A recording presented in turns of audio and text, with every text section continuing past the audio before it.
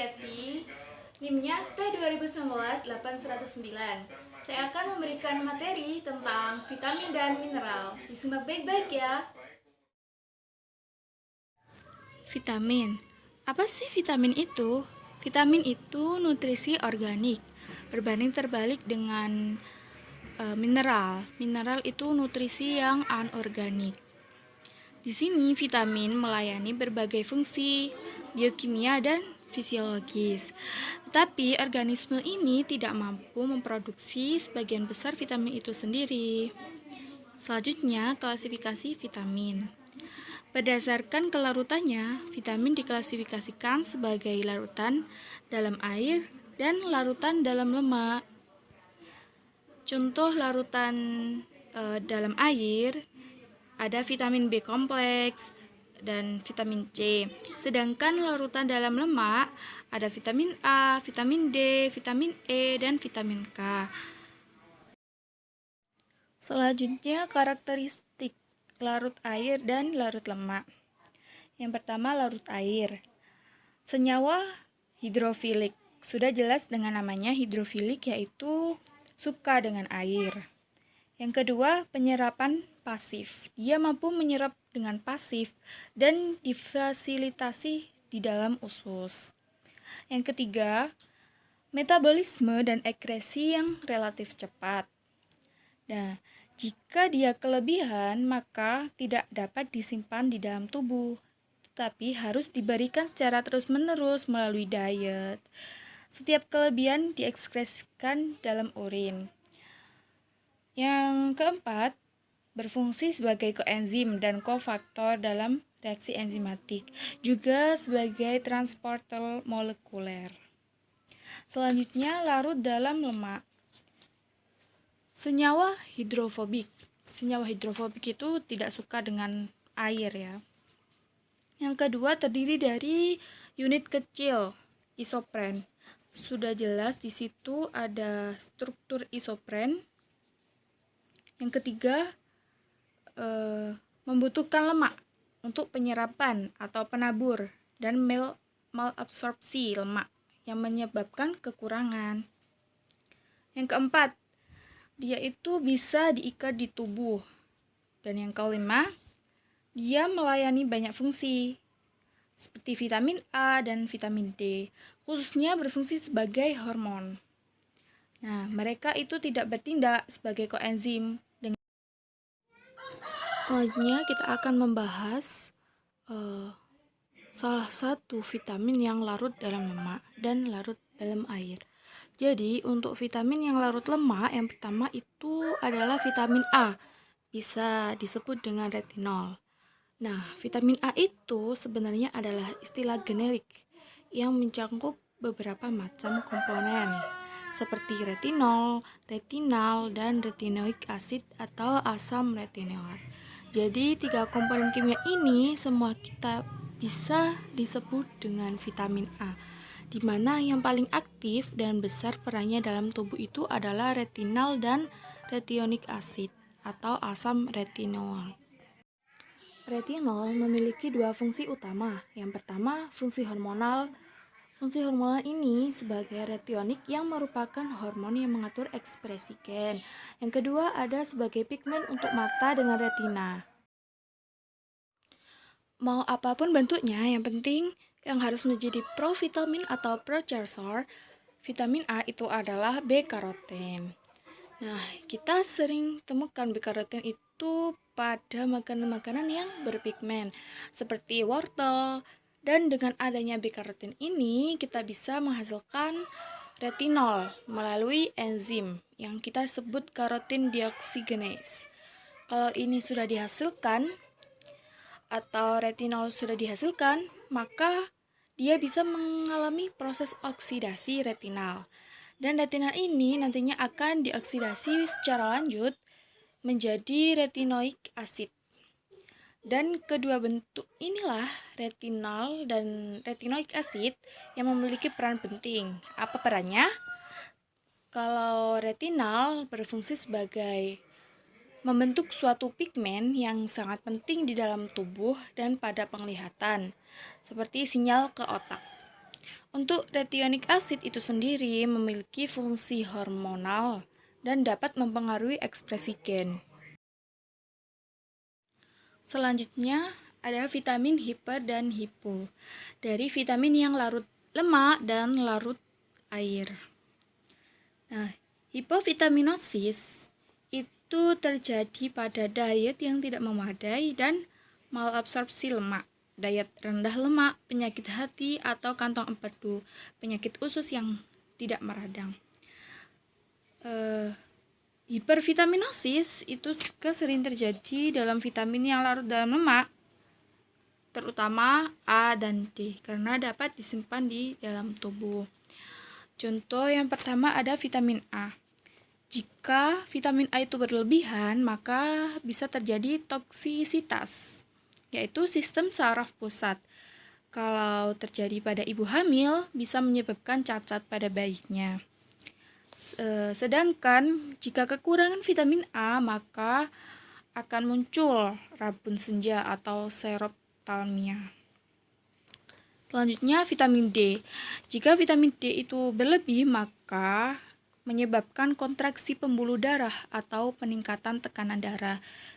Begitu sebaliknya, jika kekurangan pada anak-anak dan pada dewasa itu dapat menyebabkan suatu keadaan mineralisasi tulang yang tidak baik. Selanjutnya vitamin E.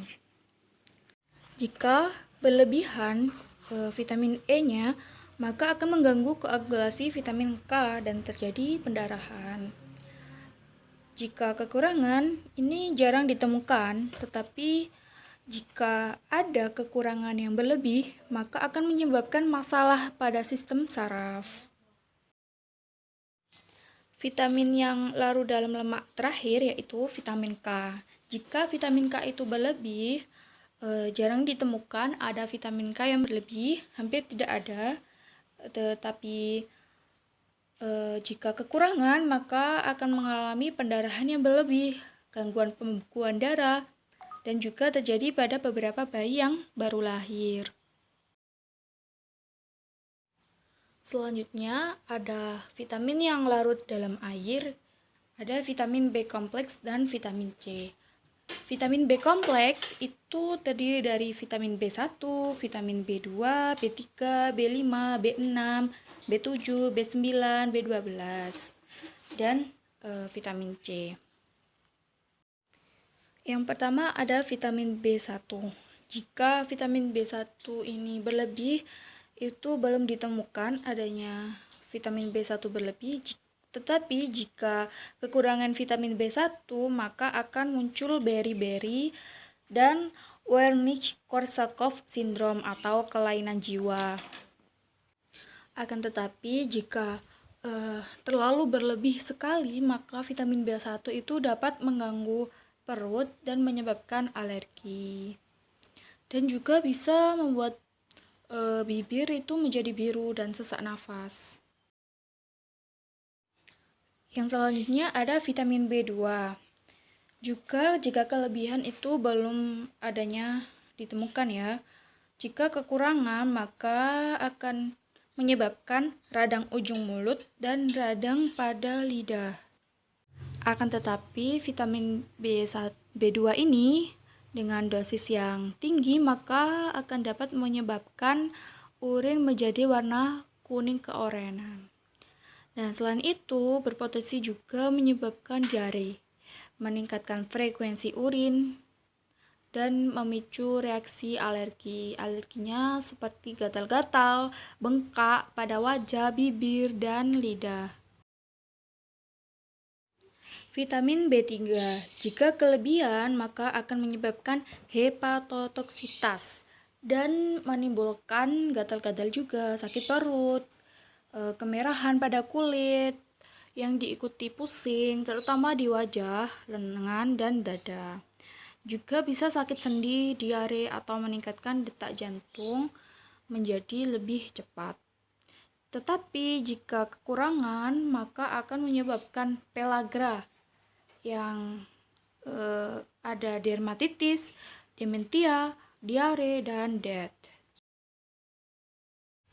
Untuk vitamin B5, jika kelebihan dan kekurangan itu jarang ditemukan, hampir tidak ada kekurangan dan kelebihan dari vitamin B5. Untuk vitamin B6, jika kelebihan maka akan menyebabkan neuropati dan juga bisa mati rasa di kaki dan tangan, juga menjadi kaku dan menimbulkan sensasi sentuhan, suhu, dan getaran. Juga jika overdosis vitamin B6 itu juga mendapatkan kehilangan keseimbangan dan koordinasi. Tetapi kadang-kadang efek yang ditimbulkan itu membuat nafas menjadi berat, pembekakan pada wajah, bibir, dan tenggorokan. Selanjutnya vitamin B7. Jika kelebihan maka akan mengalami neuropati dan juga meningkatkan intensitas buang air kecil dan berkeringat. Dan juga bisa menyebabkan mual ringan, kram di perut, dan juga diare. Untuk vitamin B9, itu jika kelebihan itu jarang adanya ya. Tetapi jika benar-benar itu overdosis, maka akan menyebabkan masalah perut dan reaksi kulit, kejang, dan gangguan saat tidur. Tetapi jika kekurangan vitamin B9 akan mengalami kelainan bawaan pada bayi yang baru lahir dan juga anemia.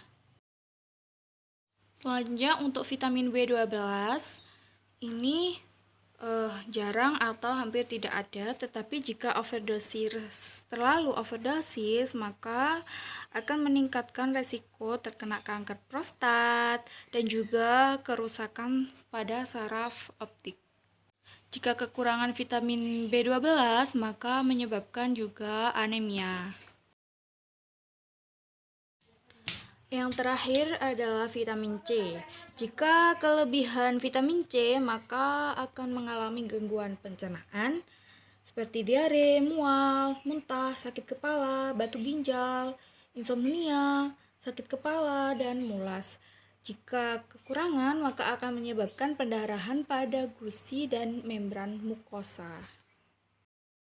Selanjutnya kita akan membahas tentang mineral. Apa sih mineral itu? Mineral adalah nutrien-nutrien yang bersifat inorganik atau anorganik yang mempunyai beberapa macam fungsi, yaitu biokimia dan fisiologis. Kita tidak bisa mensintesis sendiri mineral sehingga perlu memperolehnya dari diet. Selanjutnya klasifikasi. Berdasarkan jumlah yang dibutuhkan, mineral diklasifikasikan ke dalam makromineral dan mikromineral atau elemen pelacak ya.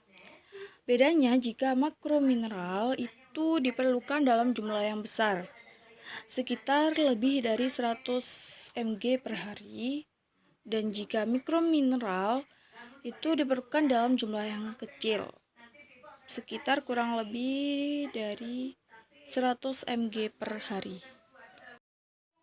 Selanjutnya kalian bisa gunakan referensi untuk melihat yang makroelemen dan mikroelemen. Berapa kebutuhannya dalam sehari dan di mana kita bisa memperolehnya. Selanjutnya contoh dari makromineral salah satunya adalah natrium dan kalium, di mana natrium dan kalium ini merupakan mineral penting kationik yang dikenal sebagai elektrolit. Fungsinya apa? Yang pertama, mempertahankan osmolalitas ekstraseluler dan volume intraseluler. Yang kedua, peran elektrofisiologis dalam mempertahankan potensi membran sel dan transmisi impuls. Kalium itu merupakan kation intraseluler utama. Dalam sel itu terdapat 30 kali lebih tinggi dari level ekstraseluler. Sedangkan natrium itu merupakan kation ekstraseluler yang utama. Dalam sel itu terdapat 10 kali lebih tinggi dari kalium. Jadi, hiper dan hipokalemia ini dapat menyebabkan aritmia yang mengancam nyawa. Selanjutnya, mikromineral. Salah satu contoh mikromineral yaitu iodin. Populasi selalu mengalami gondok karena kekurangan iodium atau pembesaran kelenjar tiroid. Iodium itu diperoleh dari makanan dan diangkut ke kelenjar tiroid. Selanjutnya ada fungsi iodin, yaitu merupakan sintesis hormon tiroksin dan triiodotironin. Kedua hormon mengontrol laju metabolisme basal dewasa dan juga pertumbuhan pada anak-anak. Jika kekurangan iodium pada anak-anak itu menyebabkan gondok dan pertumbuhan terganggu pada anak-anak. Pada wanita hamil juga itu mengakibatkan dwarfisme dan keterbelakangan mental. Ingat bahwa iodium itu digunakan oleh kelenjar tiroid untuk menghasilkan hormon tiroksin dan triiodotironin. Jadi, kalau ada kekurangan iodium, maka kelenjar tiroid akan bekerja terlalu keras dan dia lama-kelamaan mengalami hiperplasmia. Inilah yang menyebabkan pembesaran kelenjar tiroid. Ini sering ditemukan di beberapa daerah yang endemis, tapi sekarang sudah berkurang karena rata-rata garam sudah ditambahkan oleh iodium. Sekian dari materi vitamin dan mineral. Semoga bermanfaat. Wassalamualaikum warahmatullahi wabarakatuh.